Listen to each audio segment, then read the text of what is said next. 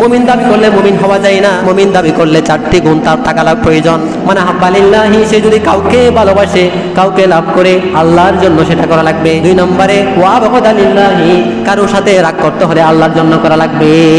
3 নম্বরে ওয়া তালিল্লাহি, দান করতে হলে আল্লাহর জন্য করা লাগবে। 4 নম্বরে ওয়া মানা আলিল্লাহি, জাত থেকে বিরত থাকতে হলে সেটা আল্লাহর জন্য করা লাগবে। ভালোবাসতে হলে আল্লাহর জন্য করা লাগবে, ভালোবাসা এটা। আর ঘৃণা করতে হলে কাউকে আপনি শত্রু ভাবলে তার আল্লাহর জন্য, আপনি মসজিদের জন্য দান করলে আল্লাহর জন্য করা লাগবে। আর দান থেকে বিরত থাকবে। এখন তো অনেক নাচ হয়, বিভিন্ন নাটক প্রোগ্রাম, বিভিন্ন সিনেমা, এগুলোর মধ্যে অনেকে দান করে। আমি যে দেখেছি, নিজে শুনছি, মুসলিম নামদারি অনেকে এখানে গিয়ে টাকা দেয়, প্রমোট করে গান অনুষ্ঠানকে, একাত অনুষ্ঠানকে এখানে প্রমোট করতেছে, নিজেকে আরো মুসলিম দাবি করে।